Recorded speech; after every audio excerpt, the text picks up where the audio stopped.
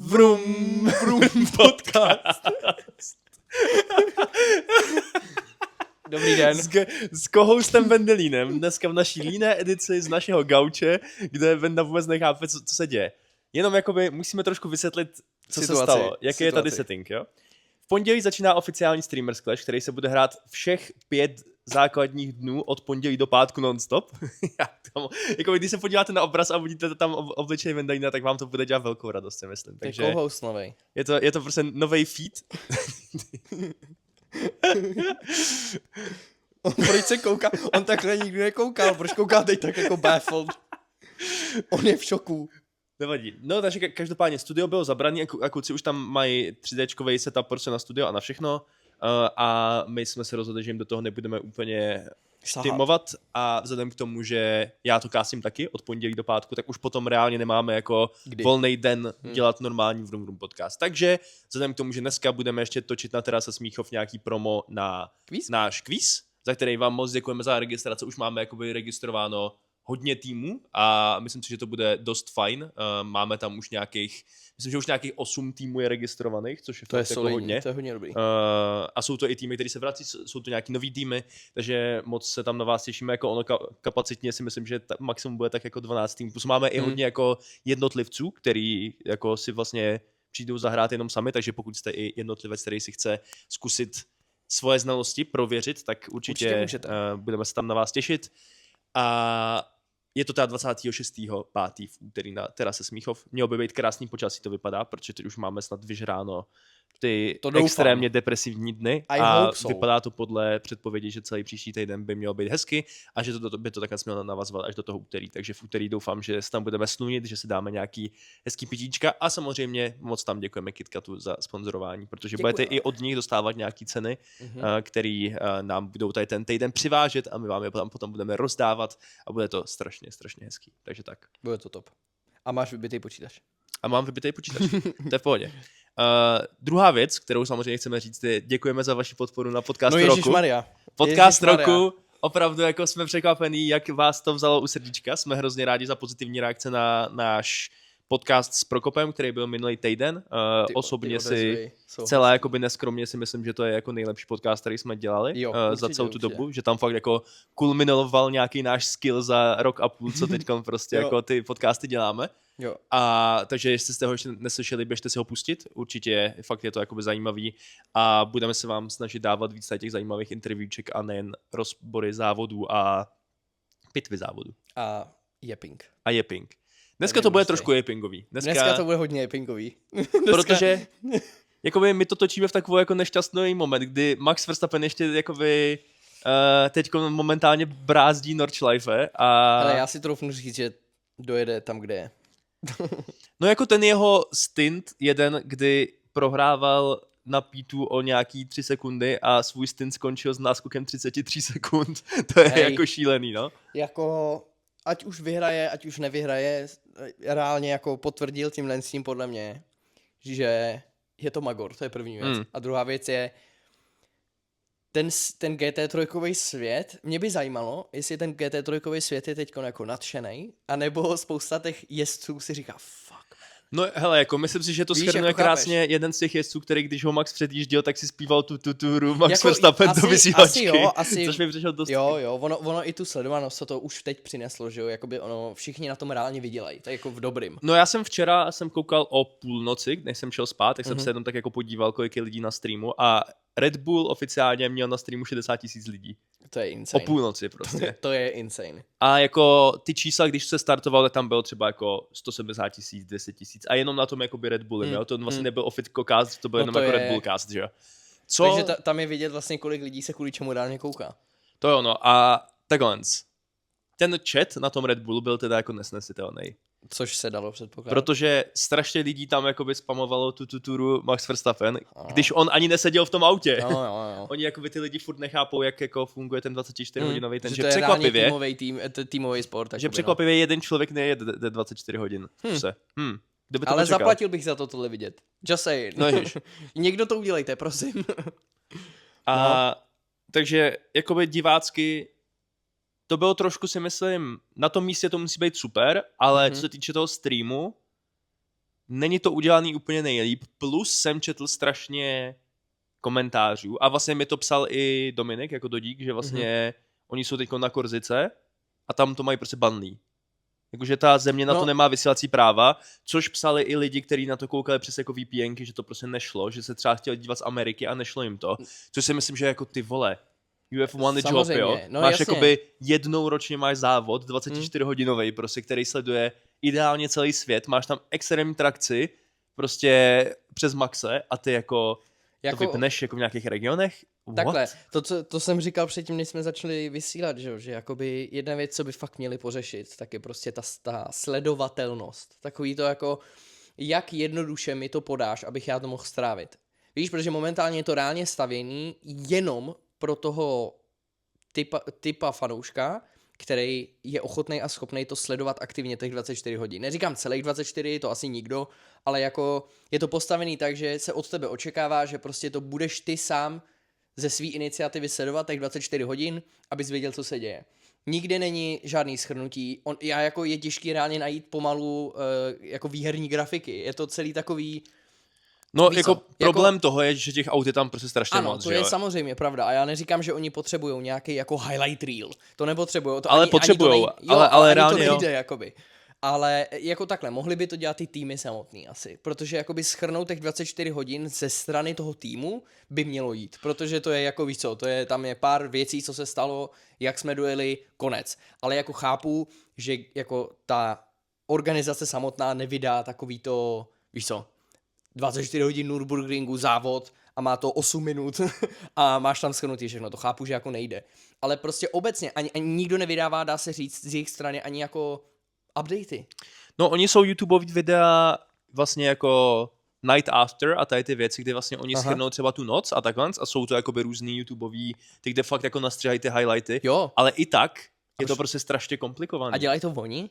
Nemyslím. Víš, o tom jde, jakože ze strany ty organizace přijde mi, že teďkon bude docela zkouška, a tohle není hate, jo, tohle je naopak, jako já bych to rád viděl, ale samozřejmě to konzumuju rád, o to nejde. Ale myslím si, že tohle z toho bude taková i trošku možná zkouška. Hele ne, dělají to jako lidi, no.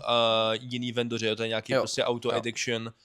A to je šílený, a přitom ty highlighty, oni tady udělali prostě Nürburgring, 24 hodin race, highlights po 6 hodinách. 140 000 views za 11 hodin. Prostě. Jo, ne, jako ty lidi, to business, to bude a tady to je přesně to, co ty lidi jakoby potřebují vidět, že oni si chtějí pustit 5minutový highlight na 6 hodin závodu prostě. Ale nevím, někde schrnutý, no. Když se podívám na ten Ofiko, tak tam jede livestream, že jo? To je jasný. A potom videa... Ne. Oni dělají prostě... A to je strašná chyba tohle. No prostě, právě. A já si myslím, že tohle z toho, co jsem chtěl říct, že tohle bude docela zkouškový období pro tu organizaci 24-hodinového závodu, nebo prostě pro 24 hodin Nürburgring pro ten ADAC, že jako teďkon Max, dá se říct, přitáhne ty lidi k tomu sportu, ale oni teďkon musí průvnout, že mají na to si je udržet. Víš? Mají 250 000 lidí na streamu teďkon. Jo, je to jako ježišmarja. Ale prostě jako, to mi řekni, nemůžeš fucking sestříhat. Jako oni by reálně měli mít tým lidí, který tam sedí a po každý hodině ti udělají prostě 3-minutový reelsko, co se stalo v té hodině jako nejdůležitějšího. Ano, právě. Není to user-friendly, dá se to říct. No. Ne, a pro ty z vás, co teďko napíšou, nebo chtějí napsat, nebo se myslejí, no tak to nejsiš opravdový fanoušek. Nejsem. A pointa právě je, že spousta lidí není. A ty na to, aby si ty z těch lidí, toho opravdového fanouška, co si na těch 24 hodin sedne, tak musíš mít user-friendly přivítání do toho sportu. Přesně což tak. není, hej, sedni si na 24 hodin a koukej se, jinak nevíš, co se stalo. A ale jako to je jedna z věcí, co si myslím, že musí doladit, víš? Že jako, ano, ne každý je reálný fanoušek 24-hodinových závodů, ale na to, aby si z nich ty fanoušky udělal, tak jim to musíš předkousat, dá se říct. Musíš jim to, nesmíš je nechat strávit to celý, protože spousta lidí se na to kvůli tomu jako úplně vykašle. Protože když mě nebaví, nebo když nevím, že by mě bavily 24-hodinový závody, udělám si já v práci volno, abych se na to koukal? Ne. Protože já nevím, jestli mě to bude bavit. Takže pro ty fanoušky přece potřebuješ nějaký takový to, hele, tohle se stalo, takhle to vypadá, tohle můžeš očekávat na příštím závodě, pojď se přidat. A pak to zjistíme, ale to teď nemají. Yes, a hlavně jako i ty pravidla, prostě proč proč najednou tam jako jezdí Dacia, jako co se tam děje prostě, proč teď, víš, jakože i vůbec jako vysvětlení toho, že tam těch kategorií je prostě o dost víc, že to vůbec není jako, že Max tam najednou tykom předjel 10 aut, oni ho reálně pustili, to je prostě jako kvůli tomu, že jezdí v jiných kategoriích, No, to je jasně. prostě jako, že to je vlastně to F1, F2, F3 v jednom závodě, plus tam k tomu ještě jezdí jakoby hobíci ve svých Dacia a prostě ty vole Logan, no. Jako není to zatím ten sport prostě není připravený na nával lajků. Jo, Dá to se ne, no. říct. Ale samozřejmě ono jen to teďkon bude tahat ten Max. Protože spousta lidí, kterým je vlastně jedno, že to vůbec nechápou, nebo že se v tom jako neorientujou, nebo že jim to nikdo nevysvětlí od nich, protože je tam Max. Takže jako oni si zaspamujou chat, a jsou happy. Yes. A to jim to určitě na docela dlouho udrží a ty lidi jsou teď v těch dveřích. To jo. Jenomže na to, aby nebyli závislí na tom Maxovi, tak ty lidi z těch dveří musí dostat do toho podniku. No, A na to potřebuješ trošku pozměnit, jak to celý jako mediálně funguje, podle mě. no fakt jako myslím, že tady tak, jako jo, ty tady koukám, oni tady mají i livestream, samozřejmě Red Bull má svůj livestream se svýma vlastníma vlastně moderátorama, že oni mají vlastně 4 týpky ve studiu, který to castí, ale i vyloženě jakoby Ofiko Nürburgringovej profil tady má jakoby live on board čistě Maxe. Což Jo, no, je jakoby docela cashujou vidět, na to. že to jakoby cashujou, že Ale tak to je asi pořádku. chápou, že jakoby ty livestreamy fungují různě a že živě. Ale tak ono zároveň asi spousta. Jo, ale počkej. Jo, počkej. Oni tady mají jako vyloženě livestreamy spousty týmů. Oni mají livestreamy skoro všech. Kámo, vem si, jak musí vypadat ta serverovna. Ojojoj. Jo, vem si, jak to musí Jako vypadat. živě teďko momentálně je 11.22 a je tady 3, 7, 11, 15, 19 livestreamů, který běží na tom. No, je tady jeden německý, jeden anglický, jakoby to jsou ty livestreamy, No, který mají každý 250 000 sledujících. A pak jsou tady onboardy prostě na tady jakoby Toyotu, BMWčko, tady různý týmy, tady Black Falcon tým, prostě random věci, což je super, ale myslím si, že než dělat onboard tady čísla 36, který live sleduje 124 lidí, možná by jsem se fokusoval na to, aby jsem dělal ty reelska, který budou fungovat pro tu širokou veřejnost. A oni ano, samozřejmě na tom netu je toho teď hrozně moc. Když jsem otevřel ráno svůj Instagram, měl jsem tam jenom highlighty, jak Max předjíždí lidi, jaký tam jsou prostě jakoby fighty, jak je to jakoby zábavný na to koukání, jak tam do sebe strkají, to všechno je. Ale ty nechceš, jakožto ten organizátor, aby to drivovali jakoby secondary real makeři. Ty chceš si zaplatit tady ty prostě meme lordy a říct, hej, tady to bude prostě na naší stránce. A na to peníze jako, mají, panebože. To si myslím, že jo, no. Říkám, hele, třeba Formule 1 tohle už dávno podle mě pochopila a vem si, jak strašně dobře mají vymyšlený ten highlight těch závodů. Ono to vyjde reálně v momentě, co závod se dojede. Já ani nevím, jak to editujou. Že týpci prostě to jako musí nechápu. editovat nějak jako v průběhu. Protože on se dojede závod a během 10 minut máš na YouTube 8-minutový video naeditovaný, To děláš, no. Jo. Kde ti to prostě schrnuje všechno. Ono to reálně jako jsou lidi, kteří u toho jako sedí, já to jako znám i z toho jakoby streamerského šátu, že ono to fakt jde. Jak víš, že to bude highlight? Víš, no ty máš dedikovaného člověka, který prostě je jakoby, který se vyzná v tom sportu. No plus jakoby samozřejmě, myslím, že už to ty jde třeba jakoby AI-kově.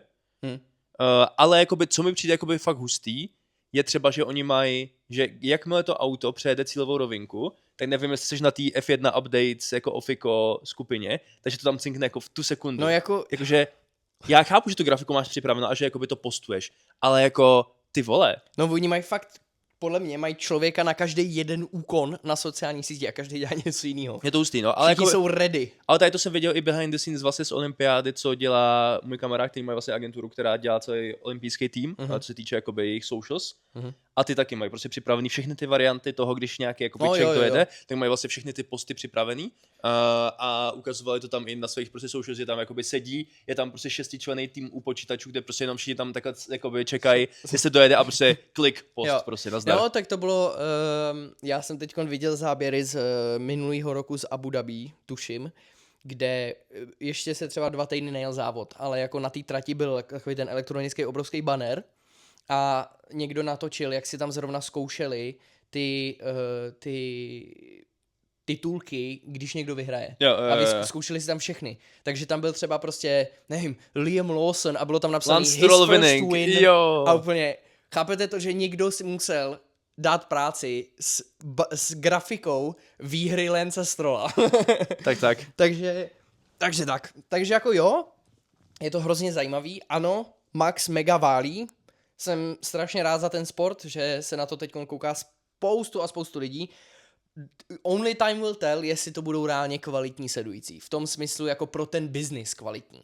Protože je něco jiného, to je jak na Instagramu, je něco jiného mít 120 000 zhlédnutí, jako třeba můj nový post, který ale na papíře je vlastně úplně na hovno, protože ho nikdo nechápe. Takže jako views nejsou všechno, chci říct, jo?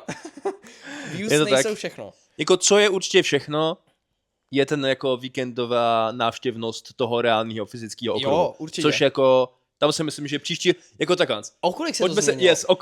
Počkej, schválně, jo? Ne, ale spíš já jsem chtěl říct typovačku, o kolik se zdraží lístky na příští rok. Protože teďkom byly nějak jakoby 65 Eček na 2 dny nebo něco takového, což je prostě myslíš úplně jakoby... Myslíš, že se zdražej? Myslím, že to je třeba jako o půlku dráž. Jo, myslíš? Dobré, teďkom ten jako, ta nabídka, ta poptávka potom bude... No to jo, no. Tak obrovská, že jako oni to budou moc prostě, jestli to Já spíš nevím, jak moc to reálně translateuje do reální návštěvnosti. Jako určitě nějak jo, ale já nevím, jestli to bude o tolik větší. No tak teď je to poprvé jako vyprodaný Nürburgring za jako 25 let nebo něco takového. Ale jako chci říct, no asi jo, když máš vyprodáno, no to je pravda. Tak. Real. Já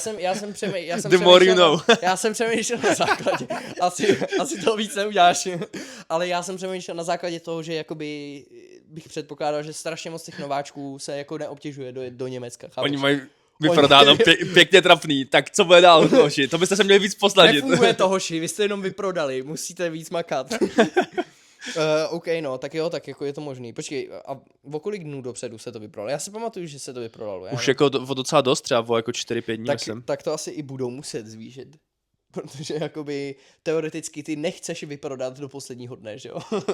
Víš, jako znamená to, že máš cenu moc nízko.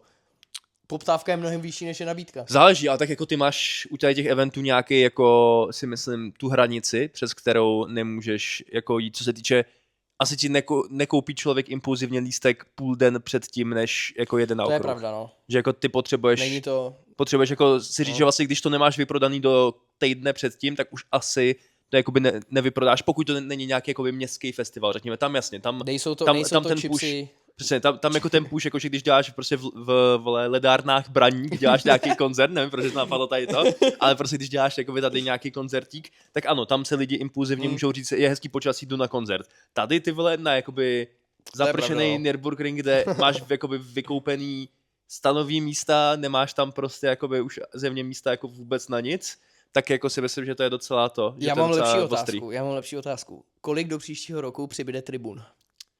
Protože tam máš dobrých 20 kilometrů, co není pokrytej. Co můžeš, jako ty stromy kolem té trati úplně Chacos a Danger prostě. Jo no. Jako tam si myslím, že bude nějaký vůdčak, kutčak, prostě, že je tam trošku. My se omlouváme, Německo najednou potřebuje hrozně moc dřeva. There's nothing I can do with it. Zrovna v tady tomu jakoby okolí. Nedá se nic. My jsme zrovna teď prodali 28 akrů lesů německému státu. Museli jsme. My nemáme peníze totiž. Je to tak. No ale tak samozřejmě mně se strašně líbí, že to v tady tom jako... Ježíš. Prostě přírodně prostě, tam fakt máš ty stromy, že tam jako cítíš tam tu zeleň, takovou tu vlhkost, takovou tu jako ten jako fresh les prostě, který ti tam potom brází tady ty auta, to mi přijde úplně kouzelný. Ježíš, a bez toho lesu by to 100krát nebylo ono. Víš, to green hell. Je to tak. Prostě zelený peklo, bez té zeleně by to bylo jenom peklo. Ale... A to už byl tak nebo... To byl joke. jeden z joků. Ano, jeden z joků všech dob. Ale ne, jako je pravda, jako když se koukáš na ty onboardy, že v té noci, kámo, to vypadá prostě reálně. Ne, jako ta noc, to je šílený, no. Jakože si to, oni reálně prostě jedou 200 lesem, tak to vypadá reálně. Jako teoreticky je to pravda, ale je to krásný okruh. A já jsem hrozně rád, že to má ten exposure. Já si jenom myslím, že na to, aby se ten exposure dlouhodobě konvertoval, tak musí něco změnit mediálně. A No. jako tou stravitelností. Tak hele, dáváme vám tady free marketingový 3 vrum rady, který můžete se slyšet od lidí, Pošleme fakturu. který mají podobné dosahy jako váš jako Nürburgring livestream. Jo? Jedna věc je, vyřešte svůj short form content. Ano. Druhá věc je... Ale vy jste, sorry, že tě přerušu, vy jste v situaci, ve které jsem byl před rokem, když jsem nechtěl skončit s pitvama. Ano, Nürburgring jsou pitvy závodu Olivera. Ano. Vy potřebujete zároveň adoptovat ten short form, protože bez toho to nejde a bez toho you cannot pay the bills. Vy konkrétně, you cannot pay the bills. Za druhý, dělejte víc edukačního kontentu, nějak zábavně o tom, co ten závod dělá, proč tam jsou dáče, proč tam jsou jakoby různý auta, jakoby kolik je tam, je tolik lidí, kteří vůbec netuší, co ten závod znamená a jdou tam jenom kvůli Maxovi. A myslím si, že v příštích letech tam půjdou kvůli dalším závodníkům, kteří se do toho přidají, protože oni vidí, že to má jako já si myslím, že teďkon se může stát zajímavá věc a to, že nejenom ty jezdci, ale ty stáje uvidí, jaký to má výtlak, když tam Max závodí a prostě řeknou fuck it. Georgi, povinně, ty teďkon pojedeš prostě Nürburgring.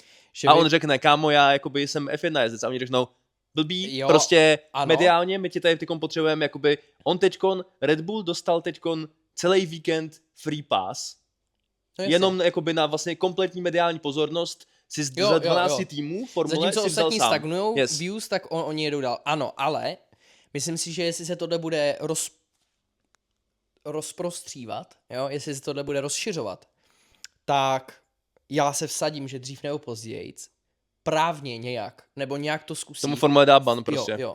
Protože jim pro ně by to bylo, jako oni mají i vlastně plný právo říct, hele, to nejde. To je jak víš co, když podepíšeš prostě růžový papír v zaměstnání, tak jsi prostě v tomhle zaměstnání a ty nemůžeš jen tak odejít a prostě tady dělat si marketing jinde. Ano, můžou, teď můžou. Některý týmy, by the way, Max má speciální klauzuli ve svým smlouvě, kdyby ji neměl, kterou si on tam dal už dávno, kdyby ji neměl, tak on jako s normální smlouvou on nemůže do jiných těch kategorií. Ale Max sám, teď nevím, kdy to bylo, ale přidal si do klauzule, že jako hele, hoši, nebo do smlouvy, jo, ale já si můžu jezdit, kde chci. No ty tam máš problém pro něj bylo, nebo problém pro ten tým bylo, že Max si to reálně může dovolit, jo. No jakožto člověk, co reálně Red Bull, no nedostal je na mapu, tam je dostal, že Vettel na F1, ale jako chápem se, prostě on byl ten magnet. Takže jakoby ano. Ale ty ostatní týmy, ostatní jezdci to zatím podle mě ani dělat nemůžou, víš? To až jako z příští sezónou... Dobře, ale kdyby se ti prostě Leclerc rozhodnul, že to chce jet, protože on se o tom jakoby vyjadřoval, že by ho něco takového... No momentálně má Ferrari plný právo říct ne. On to nemá. No jasně, ale tak jakoby pokud to ale nakombí, tak aby to pro ten tým bylo vlastně dobrý, typu posadíme ho ne na Nürburgring, ale posadíme ho do Le Mans, kde prostě tady kde jakoby reálně Ferrari loni vyhrálo, že jo. Mm-hmm. Takže jako to asi tě nutně nesere, že jo? Ale ne. A pak je otázka, jako samozřejmě chuť těch jezdců, protože pořád jakoby jezdit tu formuli je extrémně náročný a dělat tady ty sidequesty za prvý se musíš učit úplně jinou trať, úplně jiný styl řízení a možná to ty týmy nebudou chtít, protože to toho jezdce vlastně trošku jako, je to prostě jako když máš klikat furt lolko a potom si dej zahrát jakoby Counter-Strike a byl bys jakoby profi hráč, tak jakoby nevím. Oni jako samozřejmě občas si to pomůže si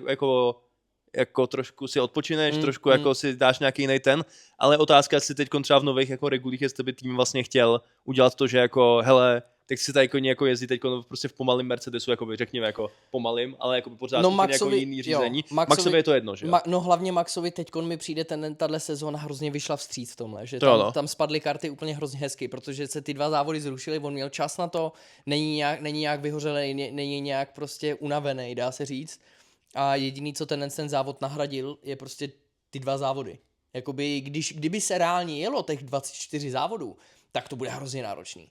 Tak to bude příšerný. Víš, jako to... Ale on si to i tak dá, ale to je jenom kvůli tomu, že je prostě blázen, že jo? Který prostě do toho jde jako hlava nehlava. No já si myslím, že s tou formulí on by byl schopný teď ke konci sezóny na jeden závod říct, že je nemocný a že někdo ho musí nahradit.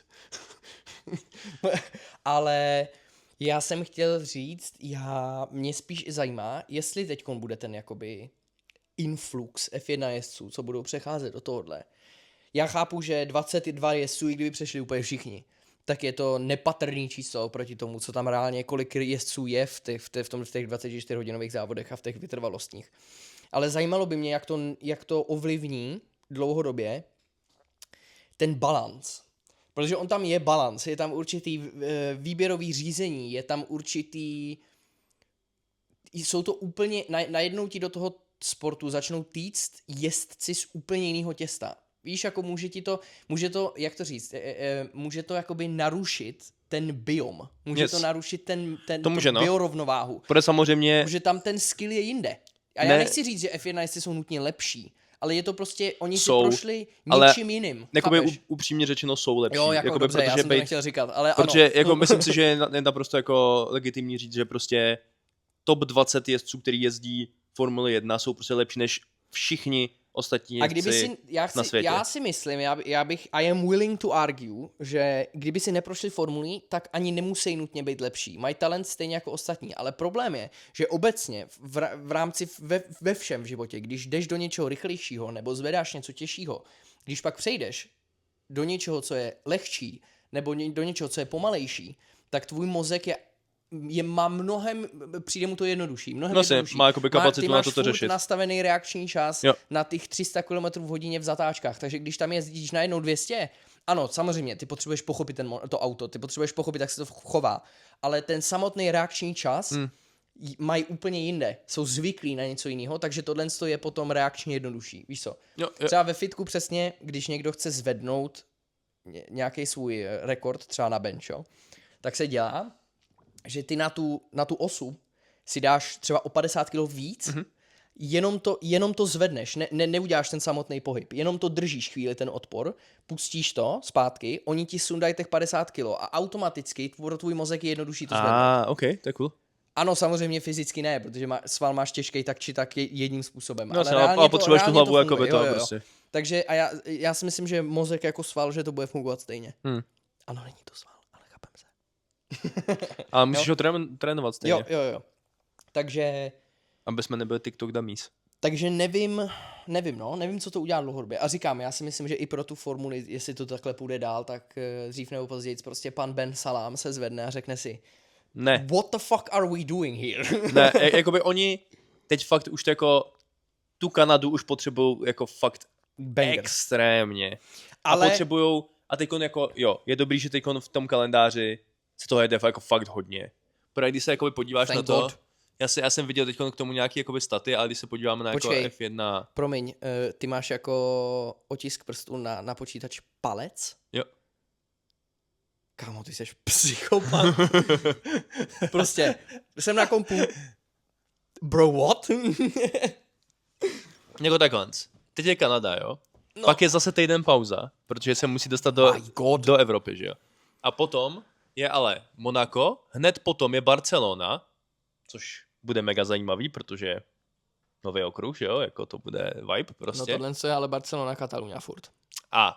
Brother. Tohle je ten nudný okruh, to bude nuda. Tak to je pain, OK, tak nic. No dobře, je Monako, pak je Barcelona, pak je ta týden pauza, a pak je Rakousko, Silverstone, a pak je jeden chill a pak je Belgie. A pak je zase ještě Maďarsko a pak je... Já hledám to Španělsko, kde jde dolů ještě. To je až tady. Jo, tady, dobrý. To bude až v září. No takže jako ty závody tady jsou, ale máš pocit, jakože pocitově, jo? Nemám pocit, že se jede sezóna. No jasně, ale zdá se ti jako, že se za 5 závodů má Silverstone? Ne. Pro mě prostě Silverstone je už jako takovej ten jako druhá půlka sezóna prostě, která to jakoby úplně jakoby předěluje. A teď vlastně mi přijde, že úplně jako... Ale víš, co je nejhorší? Jako ano, my jsme přišli o 2 závody a asi v tom bude hrát nejvíc to, že jsme přišli o ty 2 závody. Ale z nějakého důvodu, já mám hrozný pocit, že se tahle sezóna strašně tahne. Já mám pocit, že se nejezdí vůbec. Nejezdí, no. A já jako, přitom jsme měli před chvílí závod, ale já mám prostě... A to Miami byl super ještě k tomu. Ale prostě ty 2 závody, podle mě se vyndaly fakt ty 2 nejhorší závody, co se mohly vyndat. Protože tam to vycházelo, že ty máš fakt pauzu, po pauze. A teď je to úplně kamo, můžeme už prostě mít triple header, můžeme už prostě žít z Formule 1 zas, víš, že jako sešlo se to hrozně blbě. Já si myslím, že oni budou přidávat závody. Jako, myslím si, ale, že... Ale jako... Když to, víš co, ale když se jedou všechny závody, tak 24 už je zase moc. Ne pro nás samozřejmě, já chci 100 závodů, chci mít 365 závodů ročně, ale už s 22 závodama jezdci říkali, brácho. A nejenom jezdci, to by byl jeden problém, jezdce vlastně v rámci obrovského obrazu celého F1 cirkusu nikdo neposlouchá. No, všem jsou úplně uprdele. Ale jako i ty týmy začali říkat, kamo, 24 závodů je hrozně moc. Já prostě jednak nevidím nikdo svoji rodinu, ale fajn. Ale to přejíždění, no, ty máš, dobře, oni si přelítnou letadlem, boohoo. Ty seš, víš co, ty si přelítneš a 4 dny si felíš v Monaku, než se jde další závod. A pak máš prostě ty kamiony, který... Ale ty máš kamionáky, který jedou, kámo, s celým tím cirkusem, chápeš to? Hej, to bych si prohnal olovolepkou normálně. Vem si, že ty sedíš prostě fakt 200 dnů v roce v kamionu. A prostě draníš. Eurotrack Simulator prostě is finest, real life. Jako to zní hrozně, no. 24 závodů, já si myslím, že aspoň na teď, dokud nepřijde nějaká, co já vím, moderní technologie, nevím, budeme mít kámo teleportační schopnosti, nebo nevím. Já si myslím, že jsme hitli, možná se to ještě o pár jako zvýší, ale 24, hodně se blížíme ke stropu maximálního počtu závodů na rok. Určitě, ale jako myslím si, že největší prostě problém toho je, že teďkon to prostě vyšlo blbě, že se ještě zrušily ty závody, které navazují na závody, mezi kterými je ta 14denní pauza. Takže vlastně jakoby, kdyby se zrušily, já nevím, jako Rakousko prostě a Maďarsko, tak to tě to jako nutně nehytne, že jo? Protože jako právě polovina českých sledujících řve. No jasně, ale jakoby reálně, co se týče toho jakoby online sledování, tak jako OK, tak prostě ten příští týden víš, že tam máš to druhý. Tady to byl vlastně jakoby ten nejroztahanější čas a ty to z toho ještě katneš a pak vlastně navazuješ na Miami, po kterým je skoro 3 týdny ještě somehow pauza, že jo? A pak je tam ještě ta Kanada, po který je další pauza, protože musí se překvapivě jakoby přenést z jednoho kontinentu jako na druhý, že jo? No jo, fakt se to sešlo hrozně blbě. A upřímně já nevím, proč jakoby Miami a Kanada nejsou týden po sobě. Prostě přijde mi to jako... Proč tam byly skoro 3 týdny prostě? Já si myslím, že tam budou nějaký venue data, do kterých nevidíme. No asi, no jasně, ale jakože divácky je to hrozný. No je. Já jako upřímně... A ty jezdci, neříkej mi, že ty jezdci a obecně ty lidi jako z toho budou chtít zůstávat 3 týdny v Americe. No jasně. No, to asi ne, že jo? Takže jakoby, i co se týče nějakého jakoby ekologického toho, všichni se budou vracet do jako Evropy. To mi neříkej, že prostě 3 týdny tam budou někde felit jakoby prostě v New Yorku, nebo to jako co by tam dělali prostě.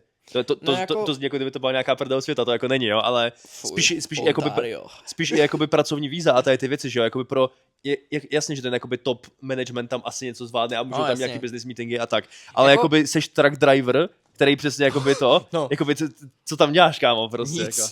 ale já budu předpokládat, že je tam něco, do čeho my nevidíme, proč to tak je, jo, určitě, ale kdybych jako měl teda prostě pracovat s tím, co víme a co vím já bych prostě mnohem radši viděl, aby to bylo trošku víc rozprostřený a byly tam prostě jednotýdenní pauzy mezi každým závodem, dali všem prostě 2 týdny, jakoby 1,5 týdne na to přejet a prostě měl v průběhu celé sezóny mít prostě závod, týden pauza, závod, týden pauza. A mít to takhle ale všude, že bychom neměli triple headery, ale zároveň bychom neměli 3 týdny pauzu. Jo. Víš, jakože prostě balance. To nějak jako evenly rozprostřít. Hlavně i pro ty jakoby víc casual F1 fans je to hrozně náročný sledovat, protože vždycky oni se mě zeptají, jo, on se teď něco jede, OK. A já řeknu, a on se jede 3krát po sobě, jo, tak super. A potom, no tak kdy se pojede zase, no, asi za 3 týdny, jo, co? No. Jo, že prostě jako hrozně těžko se to...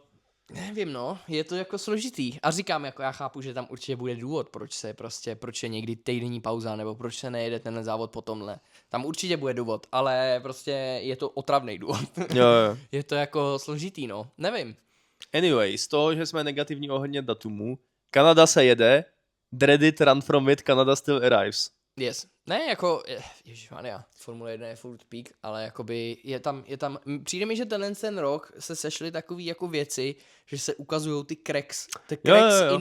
in the perfect machine. Což je dobře, to je jako zábavný, jo. Ježišmarja. aspoň o tom máme o čem japovat. Myslím si, že Benovi už to trošku lezlo na mozek. Už si byl takový moc jistý. Večer spal už nějak moc dobře na to, že vedl obrovský multimiliardový korporát. Tak asi trošku zapotí chlapec. Tak. No, takže jinak samozřejmě mezi tím v této intermezzo pauze vám chci poděkovat všem na Hero Hero a chci poděkovat i všem na Spotify a YouTube. Budeme rádi za 5hvězdičkový ranking. A samozřejmě za hlasování na podcast roku. Jo. Děkujeme moc. Děkujeme moc. A samozřejmě dneska se vás zeptáme na otázku dne. A ta otázka dne je... Budeme chtít vaše predikce. A jo, protože it's race week. A jo, vlastně. It is race week. Takže pro ty z vás, co jsou na Spotify, vy nemůžete nikdy hlasovat, nebo respektive můžete to napsat do komentářů, my čteme každý komentář, ale nepočítá ale nic to pro vás neznamená. Protože v predikcích se hraje o hodnotné ceny, například od Hot Wheelsu, který podporuje tento podcast, děkujeme převelice. Dneska tady nemáme teda logo, jsme ho nepřivezli.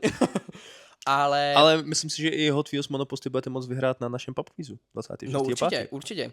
Ale takže, abych to dořekl na Spotify a na YouTube, určitě proto se vyplatí koukat a sledovat nás na Hero Hero. Protože vás momentálně jsou na Hero Hero, tak potom, co vyjde ten podcast, tak na naší zdi, na Hero Hero, bude sekce predikce, textová, kam po vás všech budeme chtít, abyste otevřeli komentáři toho postu a napsali nám predikce na Kanadu. Všechny se započítávají, poprosím vás. Nespamujte tam. Dejte tam jeden komentář s vaší predikcí. Když tam budou 2 od stejného člověka, nepočítáme to. Já si nebudu vybírat. No, ale chceme reální predikce, nechceme delusional predikce tentokrát. Normálně reální predikce. Normálně reálnej prostě... Reálný co si myslíte prostě 1, 2, 3, nebo co se může... Jo, jakoby vím, že třeba můj oblíbený... A to vlastně bylo to bylo vlastně Kanada. To byla Kanada. To bylo o tom, že bude prostě přejetej... Že na trati bude zvíře, tuším. Yes. No. A on tam běhal... Nějaký beaver, ne? Nebo groundhog, nebo něco takového. Groundhog, tuším, že to byl. Hamilton s ním měl... Který tam binchilingoval prostě. Jo. Takže může to být cokoliv. Ano, tak nějak jako oblíbená klasika celé komunity, prostě je 1., 2., 3. místo, ale já vás vyzýváme vás být. Yes, protože minule ten Hot Wheels vyhrál týpek, kdo tipnul, že Alonso bude P15, což bylo jakoby nejvíc. To za mě byla nejlepší predikce, jako co jsem asi měl za celé jako podcasty. To bylo úplně prostě insane. Fakt to může být úplně cokoliv. Jo, může to být fakt cokoliv, ať je to zajímavý trošku. A samozřejmě pište to i na to Spotify, nás jakoby zajímá, jak to dopadne i na YouTube. Takže vůbec vás nechceme ostrakizovat, ale tady to chceme dávat vlastně perk nějakým našim prostě předplatitelům a lidem, kteří nám actually dávají svoji pozornost i trošku peněz na to, aby tady ten podcast mohl dál fungovat. Takže za to moc děkujeme a chceme vám takhle se odvděčit tím, že vám budeme rozdávat Hot Wheelsky a nějaký goodiesky, který prostě máme a který vám domluváme. A rozdáváme i Hero pro kamarády, takže samozřejmě nezoufejte. A taky dáváme hodně kódíků zdarma na storíčkách, na Instagramech, určitě nasledujte na Instagramu. Takže což by mě zajímalo. Nic, určitě zajímalo by mě, jestli nás poslouchá někdo, kdo nás nesleduje na Instagramu reálně. To je pravda. Klidně se přiznejte do komentářů. Jo, poprosíme vás. Jestli nás poslouchá, sleduje někdo. A nebo jestli jste třeba sledovali jenom jednoho z nás a pak se začali sledovat toho druhého. Nebo jestli sledujete jenom jednoho z nás a toho druhého ne. Jako já si upřímně myslím, já mám aspoň za to, že my máme teoreticky fakt jako jednu komunitu. Já si myslím, že bude hrozně málo Mě by to zajímalo, jakoby, jaký je ten reálný překryv. Prostě, ale já si myslím, že jako já jsem reálně schopný si vsadit, že to třeba reálně jako třeba 90%. Ty, to si nemyslím. Já si myslím, že jo. Já si myslím, že to bude velký rozdíl. Já si myslím, že třeba 10 000 lidí bude unikátních jako... Takže třetina prostě řekněme. Jo, já si myslím, že jo. Fakt jo. Myslím, že jo. Tak to jako 5 000 klidně asi. Budou to lidi, kteří jako toho druhého vždycky budou znát? No jasně, ale jako nesleduje, chápu. Ale prostě my máme i stejný téma, dá se říct. Ano, ty budeš mít pár lidí, co budou něco jiného. Jo. Ale... A ty zase taky máš což vlastně znamená, že já budu mít o něco víc lidí z té F1 komunity, protože máme stejně. Takže OK, jo. Což by the way se stalo. Máme identický počet sledujících na Instagramu teďko. Oliver mě neuvěřitelným tématem, to byl Venda, který tady skáče na svůj plác. Co-host. Oliver mě teďko neuvěřitelným tempem dohnal, protože ty jsi nahnal za posledních půl rok třeba 20 000 nových lidí, ne? Nebo něco takového. Ani ne půl rok. No, od února. To je crazy. No, takže jakoby, dobrý. já se tak jakoby pomyslně vzdávám toho, že jakoby už mě Oliver už bude ten superior, prostě podívá se na mě a řekne look at me, I'm the captain now, prostě. No, we are both the captain. No, jakoby. This is a boat. Tohle je loď, co potřebuje 2 kapitány. Tady to jsou takový ty párový šlapadla. Ano. Který prostě potřebuješ, aby oba dva šlapali. Směrem yes. Přesně tak. Takže je to docela hustý, no, takže já tak, jako teď se držím o 100, ale já jsem jak PewDiePie a T-Series. Ty seš což je jakoby hodně jakoby throwback na dobrý časy YouTube, jako, kdy... Já úplně přesně vím, ale hrozně se obávám, že strašně moc... Nepište nám to, já to jo, pište to. Reálně... Ne, já se budu cítit jako hrozně starý člověk. Ne, reálně pamatujete si, co byl PewDiePie a T-Series YouTubeovej... Ne, já se obávám, že stačí... Víte, kde je PewDiePie? Jako jestli... Ne, Ano. Kámo, já se obávám, že ano. Ne. Schválně, jestli je někdo... Takže 2 věci. Jedna, počkej, bylo jich víc. Do komentářů napište nám predikce, to je první věc. Yes. Jenom se nehraje o soutěž na Spotify a na YouTube. Za druhý, napište nám, jestli je někdo, kdo sleduje jednoho a ne toho druhýho, exkluzivně. Yes. A za třetí, jestli je někdo, kdo nás momentálně poslouchá nebo sleduje, kdo nezná PewDiePie, a nebo neví, co je PewDiePie versus T-Series, tak nám prosím napište do komentářů. Já to nebudu číst. já se budu jako cítit bojím se jako toho, trošku se toho bojím, no, protože...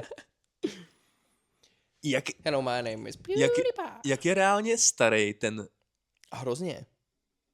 Hele, PewDiePie a T-Series, já obávám se nějakých 2.17.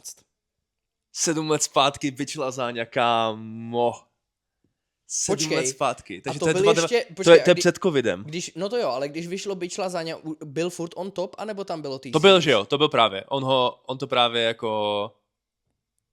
Jo, tohle vydal on vlastně na základě toho. Yes. Chápu to správně. Takže 7 let zpátky... Jo. Takže 7 let zpátky je předjel. To už je 7 let zpátky, chápeš to? 7 let zpátky, jo. My jsme řešili PewDiePie. A pozor, víš, proč já si myslím, že budou reálně lidi, co nesledujou PewDiePie? Protože jako já vím, že on byl nejsledovanější člověk na planetě. Ale já si pamatuju, že už v roce 2019 on nebyl mainstream. To nebyl, no. On už byl fakt jako docela... On dělal prostě book reviews, že jo? Jo. Ale to už byl mimo, jako. To už byl mimo mainstream. Já jsem ho v tady té době, kdy on jakoby dělal spíš ten jako reakční content a tady ty věci a fakt ten jakoby svůj unique, tak to jsem ho měl vlastně nejradši. Já jsem ho vlastně vůbec nesledoval jako gamera předtím. Já jsem ho sledoval až jakoby, když dělal jakoby meme review a tady ty věci. Jo. Jako meme review, kámo, prostě. Hej, počkej, já jenom koukni se do té kamery. Víš, že sedíme oba dva jak idioti stejně. Ale... je to pohodlný. Je to mega pohodlný, no. Co to chci říct? Počkej, ale položím mikrofon, aby jsem udělal meme review. Ježišmarja. Ale, já si pamatuju, já ho žral, když dělal Happy Wheels. Ještě s Jacksepticeem, když dělali Happy Wheels. OK. Ale, víš, co dělá teďkon? Koukal se na něj teďkon a je to skvělý. Je to skvělý jedna věc, ale já hrozně cením. On teďkon poslední, nebo možná teď už zase začal něco dělat, ale bylo období, kdy on se objevil a udělal video jednou za 4 roku na téma nějakého sponzoru. Prostě on řešil vyloženě třeba jenom spaní. Jo. Schrádnul prostě podle mě třeba $1 milion za spolupráci a pak zase dipnul. což je live, hele, PewDiePie je reálně podle mě the good ending influencera. No ježiš. To je prostě, on přišel, byl on top, T-Series ho předběhl a on si řekl fuck it, OK, tak nejsem mainstream, mě to je asi jedno. Řekl se prostě, rodina je pro mě možná důležitější. Jo, odstěhoval se někam do Japonska a prostě teďkon shrabává peníze vychovává tam Svena prostě a jsou... A dobrý. A jsou prostě happy. Se objeví. Ale ty vlogy jsou kouzelný. Ty vlogy jsou tak strašně hezký. No tak on je teď fakt takový wholesome YouTuber. On je prostě tačka, no. On vždycky byl, no. Jacksepticeye, toho jsem měl možná i radši než PewDiePie. To já jsem třeba skoro vůbec nesledoval. A víš, to je? Jo, jasně. Ježišmarja, tak jakoby já tady tu YouTubeovou smetánku mám jakoby to, že jo. Ale hele, ale počkej, ty jsi třeba o 5 let starší, jak to, že znám stejný lidi? To je divný. Ne, možná protože to začínal YouTube reálně. Jakože ty si předtím nemohl nabírat jako neměl jsem ten jako head start. No. Jo, to asi ono. Ale co jsem chtěl říct?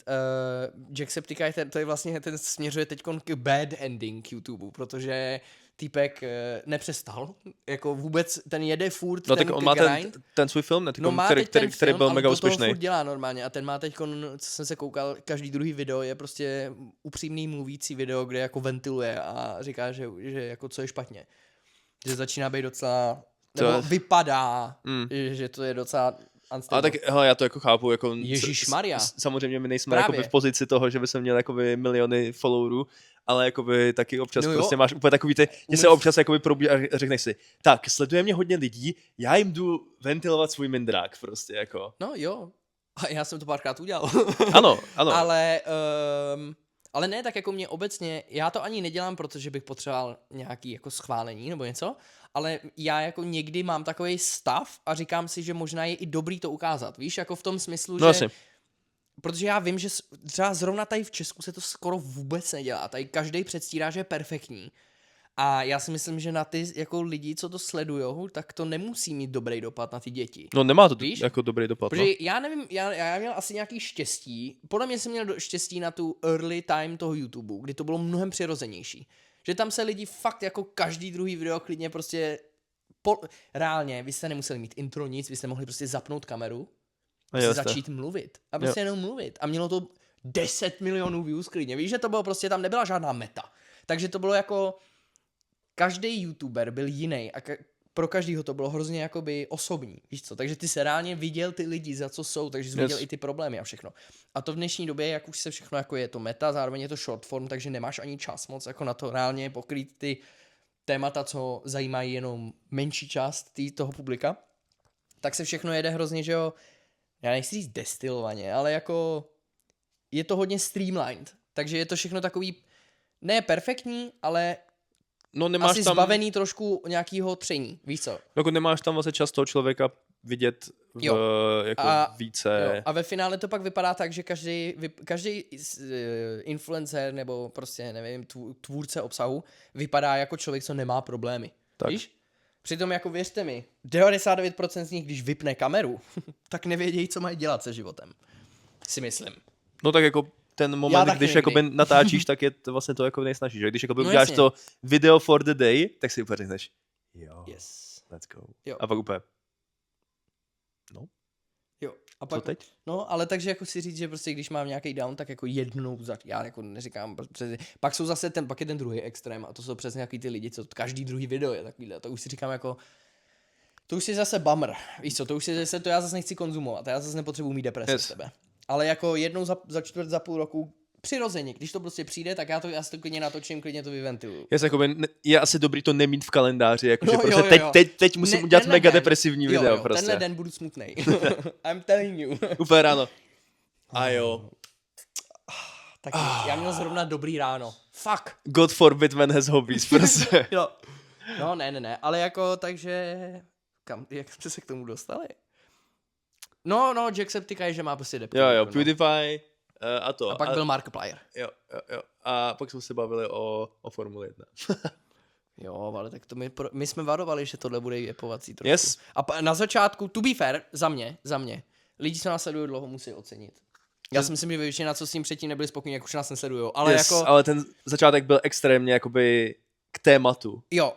Ne, ale obecně mi přijde, že teď my se fakt snažíme, aspoň první půlku podcastu, se fakt věnovat té Formule 1. Protože potom lidi, co nás sledují vyloženě jenom kvůli Formule 1 a vůbec nic jiného je nezajímá, tak jsou spokojení, vědí, kdy to mají vypnout a vypnou to.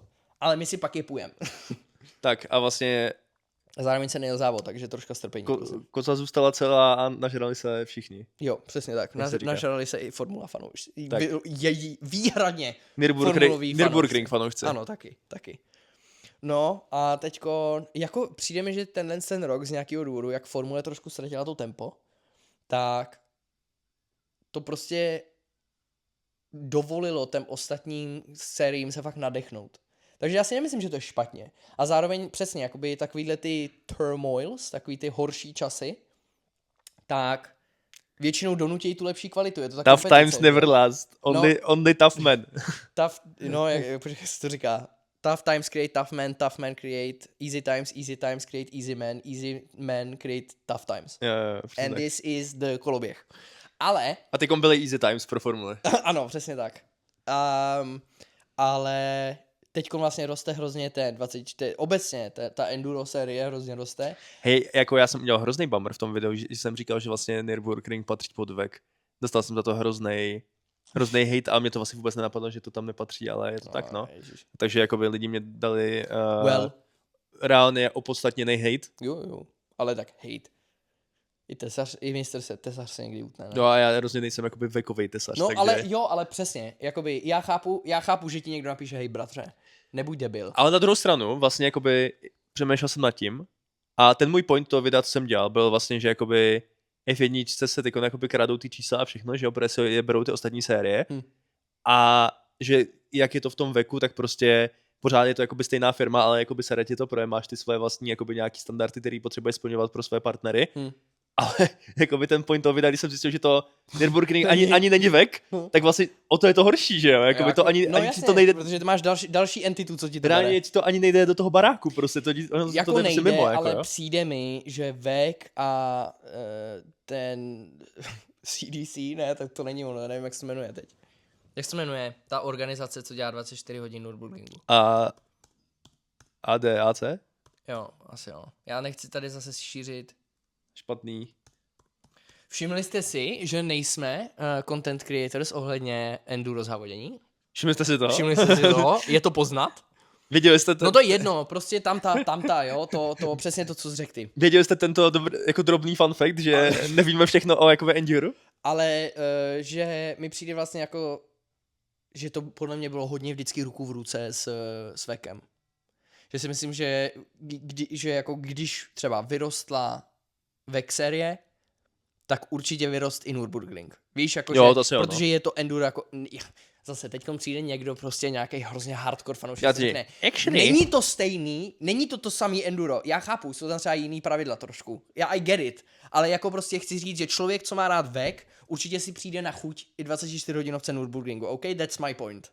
Takže jako chci říct, ve finále, jako i když tomu nechcete říkat endurance racing, je to vytrvalostní závodění, protože 24 hodin děláte vrum dokola prostě, jakoby, takže... He said the thing.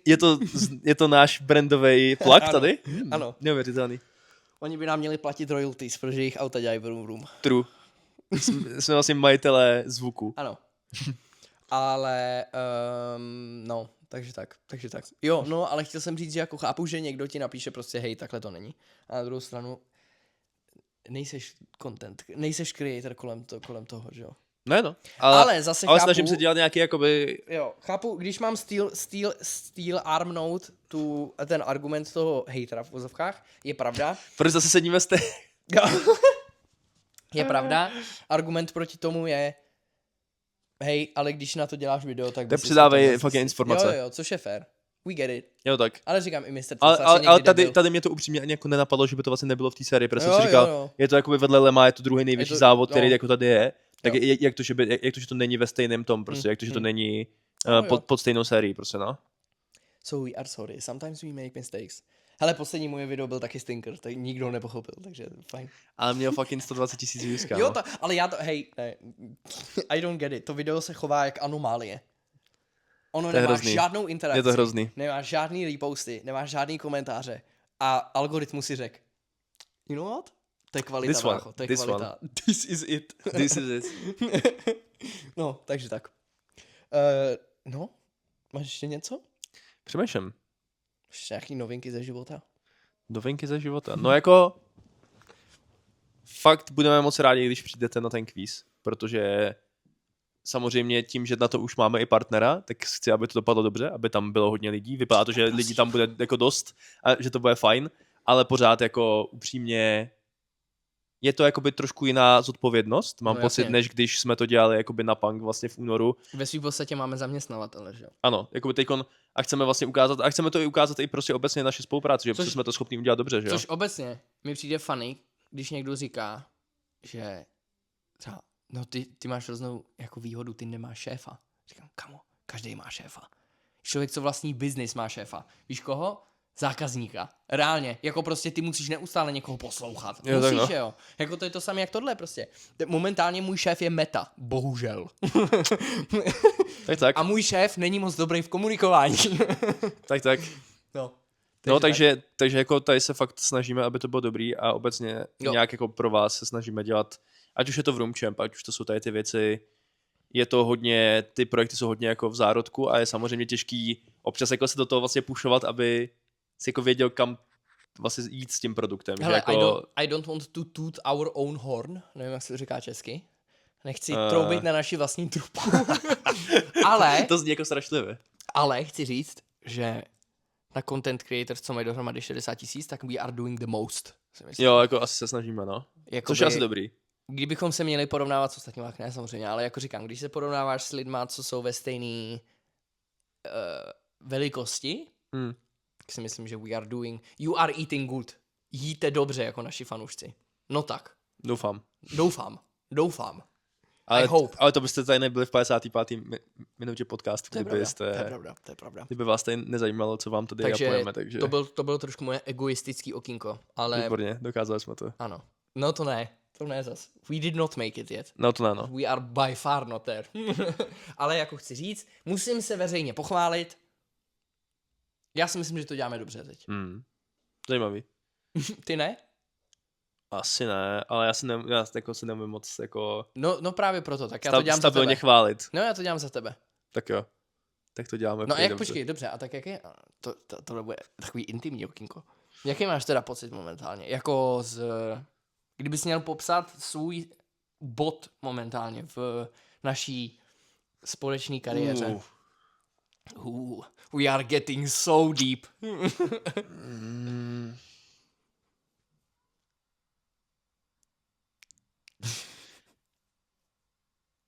Jako, řekl bych, že se to jako posouvá fakt dobrým směrem. Štve mě, že nějaký věci si myslím, že už by mohly být jakoby funkční vlastně líp, řekněme, že by to prostě mohlo být už jako nějak jako rozumějc nastavený nebo nějak udělaný, ale zase to záleží prostě jako jestli to není jenom tím, že jakoby to dostatečně jako negrindíme nebo něco, víš, jako že vždycky si jako může říct, že jako je možný oslovovat o dost víc brandů, je lepší, můžeš si sypat 2 videa denně místo jednoho, můžeš prostě, víš, jakože vždycky jakoby můžeš dělat něco jako navíc, no, takže jakoby ale to je právě, ale to můžeš vždycky. To můžeš vždycky, to je ten problém, jo. No, ale jakoby overall asi, co se týče toho content creationu, kdyby jsem to vzal jako jeden z těch jakoby balíčků, čemu se vlastně tak nějak jako věnuju, tak tam jsem asi jakoby spokojený, jo? Jako jsem rád, že už jsem, Dominik mi prostě řekl, pořiď si fucking světlo. Já jsem prostě vyndal světlo, který tady mám a už mám teď světlo. A ty videa actually fungujou. Jako ring light nebo nějaký, jako ne, obecně prostě světlo. Prostě tam ten malinký, je to takový prostě váleček. Jo. Jenom prostě, ani to není ring light prostě, ale jako vlastně ty videa... Víš, že ring light stojí třeba 500? Jo, já vím, no. Ty ses mi úplně, já jednou na streamu, když jsme streamovali jako OG stylem, tak si poslední OG stream, tak si pamatuju, že se hrozně dělo, že mám ring light, ale přitom brácho to stojí 500. Já vím, no, ale prostě ne. No, I get it, jako. Já jsem low maintenance tady creator, který si tak úplně neví gadgety. Kdybych dělal jenom videa, tak si to taky nepořídím. Já si to pořídil na streamy, že jo, ať to je vidět. Ok. Protože zrovna na té webce, když nemáš dobře nasvícenou webku, tak to vypadá fakt uhavně. Jo, to asi ono. Já mám normální webku, že já nemám žádnou takovou tu, že některý streameři mají všechno. Streamují na ten foťák, prostě, to je šílený. Vůbec.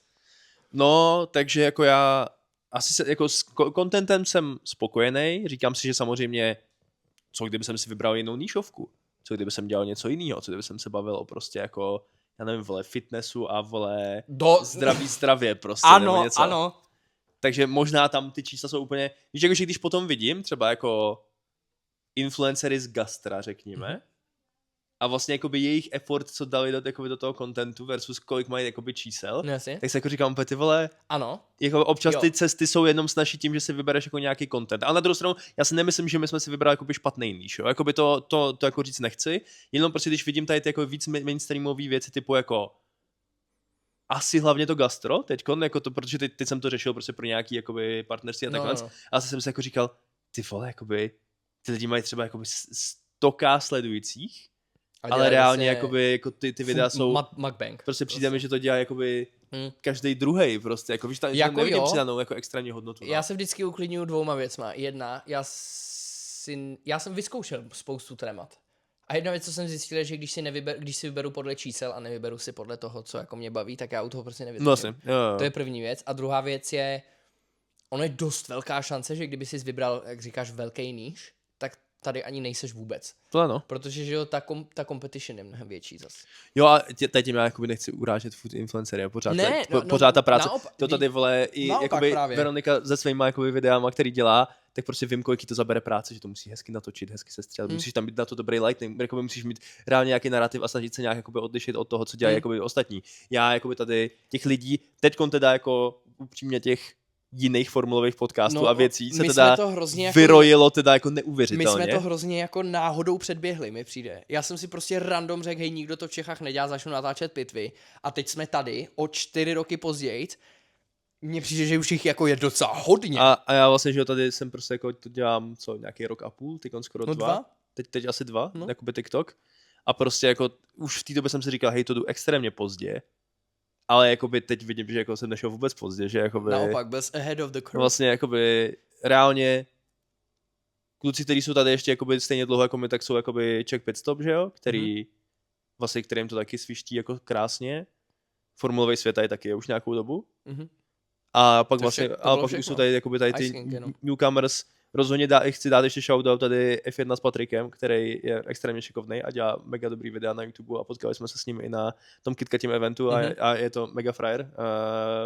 Pozveme si ho určitě taky do podcastu, už jsme se o tom a ten do toho dává právě hodně toho z té snahy, aby to video nějak vypadalo. A toho jakoby technického toho, jakože vlastně já jsem, jako určitě co se týče vlastně, když jsem ještě přemýšlel a vrátím se k tomu, že vlastně jsi mě jakoby dohnal na tom Instači, tak ono to není jako náhoda, jo? Ono je to jakoby tím, že ty vlastně, když přejdeš z té YouTubeové tvorby, kde jsi byl zvyklý jakoby na editu videa strávit 20 hodin a vlastně přešel si do toho jakoby, to je vlastně ty jsi z té F1 sestoupil do těch jakoby GT3, zatímco pro mě, jakoby já jezdím jakoby GT4, protože jako kvalita mých videí není ani na ty jakoby GT3 prostě, jo? Jakože reálně, když mi po 2 letech řekne Dominik, kámo, musí si to jakoby nasvítit a já to udělám a ono to actually funguje, já si řeknu, oh my Pane God. bože! Oh my God. Pane bože, jak je tohle možný? Tak jakoby, jako nedivím se, že lidi samozřejmě jdou potom jakoby kvalitnějším obsahu, že jo? A to si myslím, že pořád tady se svým telefonem a mikem jako jsem z toho vytřískal jako hodně, ale jakoby pak vlastně už jako, co se týče toho jako algoritmu a všechno, tak samozřejmě, když je to video dobře zpracovaný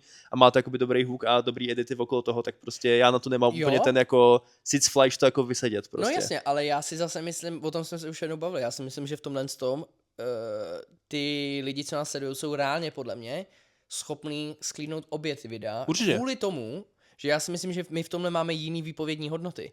Ty máš výpovědní hodnotu, že seš reálně první někde, většinou, nebo jeden z prvních prostě.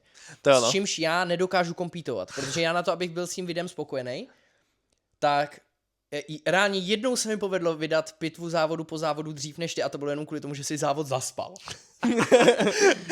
A kámo, já reálně minule, pozor, já vám řeknu, jak moc jako je to s mým editem v háji. Já nemůžu prostě, já jsem si přiznal a prostě smířil jsem se s tím, já nemůžu kompítovat v rychlosti s lidma. Nemůžu. Protože já s tím videem nejsem spokojený. Minulý závod, teďkon.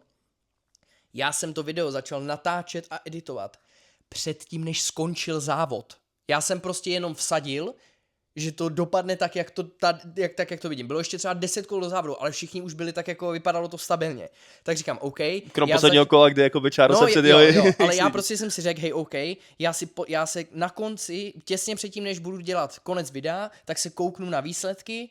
Když se něco změní, tak rychle najdu, co se stalo, ale už prostě jedu.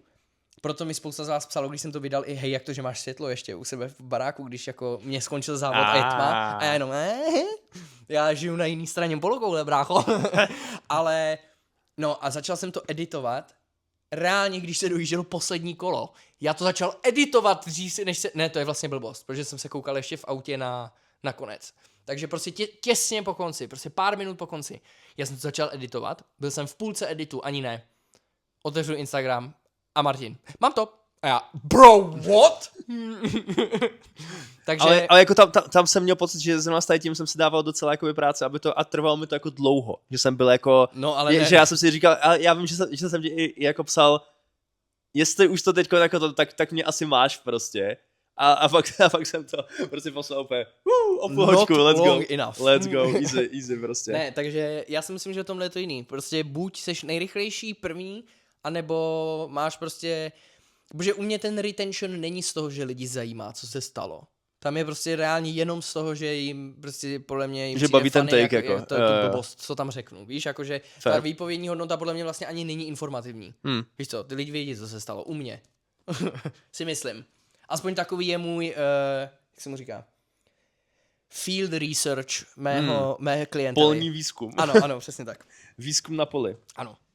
No. Takže tak? A to asi bude všechno. 1:05.